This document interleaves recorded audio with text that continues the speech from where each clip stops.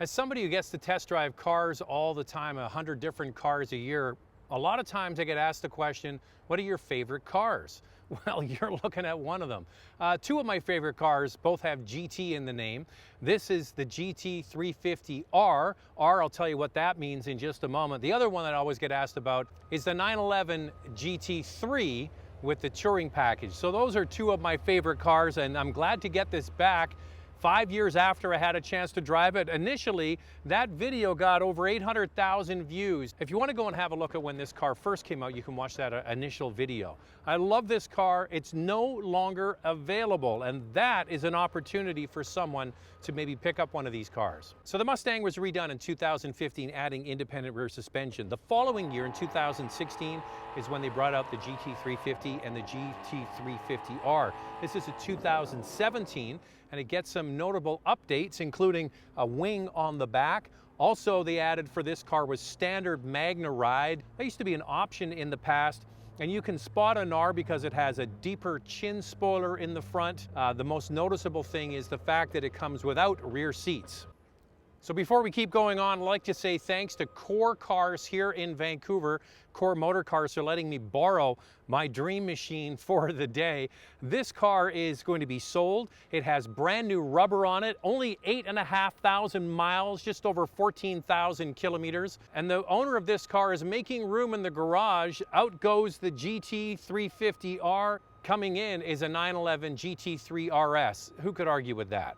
So as I mentioned, a brand new set of Michelin Sport Cup 2 tires, very sticky tires, and the owner also had the whole front end of this car wrapped in the clear film, so there are no blemishes underneath the clear wrap. So this car is a weapon. Let's get in, I'll show you around, take it for a drive, and then we'll talk about what makes this car unique and the fact that it's actually gone up in value.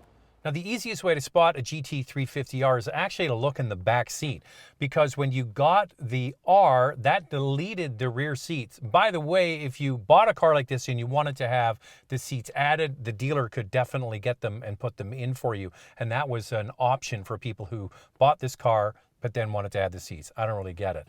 Now, in addition, they stripped stuff out of the car to make it lighter. It didn't come with a radio. This owner put it back in. It's the R electronics package. It gets you the Sync 3 system with the 8-inch screen. You get the dual zone automatic temperature control, because that's another thing they deleted out of this. They took the air conditioning out of it. So no air conditioning, no rear seat, no radio to try and keep the weight down for someone that goes to the track. So if you want some comfort, you're going to add in this package for $4,000 to put some of that stuff back in. Now, the R over the regular GT350 was a $10,000 option here in Canada, but that's all off the table now because you can't buy one of these. So the market is going to decide what these cars are worth, and the market right now is saying that they're going for over what they originally sold for. So who says you can't buy a car, drive it, and have some fun with it? So this comes with the heavily bolstered Recaro sport seats for all the ultimate grip, covered in Alcantara. There was another package that the owner didn't get on this car, which adds leather seats. I think probably this is the way to go if you're deleting the rear seats. Might as well have the sport Recaros as well. The rest of the interior, other than on the dash, there's a plaque stating what the chassis number is. This one is HR028 2017 GT350. This car also comes with some nice features from Ford. When you open the trunk, it's full of goodies, including the front license plate bracket, some touch-up paint. There's a Shelby GT350 car cover. There's another box that has the oil filter removal tool, and then a large presentation box given to GT350 owners. When you open it up, it's got all the brochures and literatures from when this car was brand new. There's also a nice poster inside the box. When you open it up even farther, there's a flat plane crank and a plaque denoting the chassis number of the car. You also get another poster on the inside. So that all comes with this car, and it's nice to have all of those original features with a collectible car like this. So let's fire this thing up and I'll tell you all about what's under the hood. Sport exhaust on.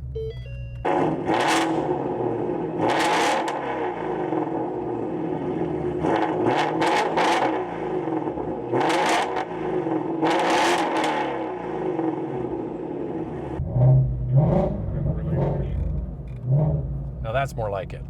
Seatbelt. Okay, windows down, at least to start with. Because this is the whole part of this car, is the noise it makes and how much fun it is and why I love it so much. And away we go.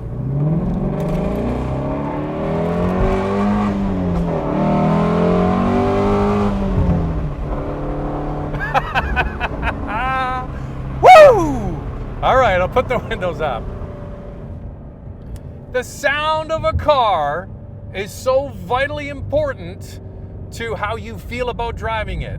And that's one thing you will never get with an electric car, at least in my opinion. And I think the days of cars like this, for all political reasons, are numbered, unfortunately. And that's why, if you want one, you're probably smart to start looking in the next few years to get one, or start looking now. So this has an engine that's no longer sold by Ford. It's a 5.2 liter flat plane crank V8 engine, and it has 526 horsepower. And a flat plane crank engine lets the engine basically rev so easily. You can also have a different style header, and the flat plane crank fires a cylinder on either side. So you have a V8, one cylinder, other cylinder. It goes back and forth like that, lets the engine rev freer, and it makes that delicious sound that is just incomparable, if you ask me.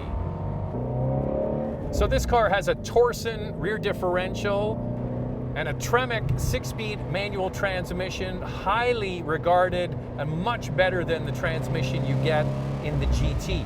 And the other thing is, when they switched from 2016 to 17, they made magnetic ride control, or MagneRide, standard on the GT350. And the nice thing about this car is it is driver focused. It's very easy to interact with. You have buttons on the steering wheel, one that looks like a shock absorber, and you have two settings. You basically have the sport setting or the normal setting for the suspension. Then you also have the steering. You can go from sport to comfort and to normal. I like it in sport. And then you have the mode button, and that changes whether you're driving in normal, sport. You can do weather if you're driving in slippery conditions, track, and even drag strip.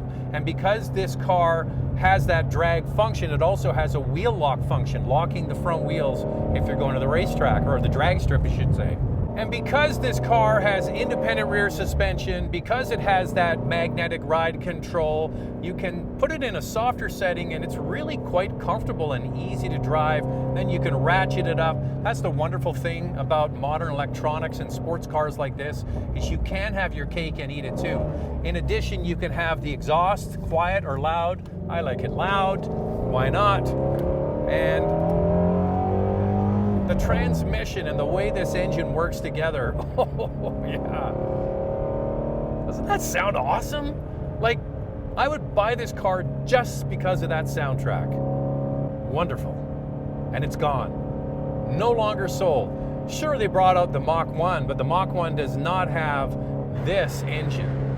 You know, all that's left to do now, all we have to do now is the tunnel test. Windows down, let's go there now. Here we go.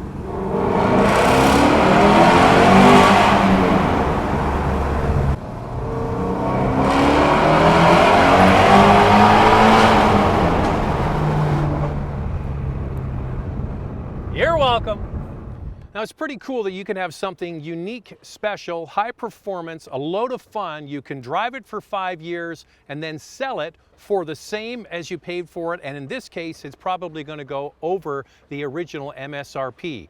When you stop making something unique, there's always people that want them and they missed out on them initially. Plus the fact that who knows what's going to happen with high performance V8 powered cars in the future. This one has a special engine, and thanks again to Core Motor Cars here in Vancouver for letting me borrow my dream machine again for the day. The website's really easy to remember. It's corecars.com, and I'll leave the link below. So every week on the channel, we get a cool, fun, or collectible car on the channel. This one qualifies for all three. Make sure you subscribe, hit the notification bell, and we'll see you next Friday.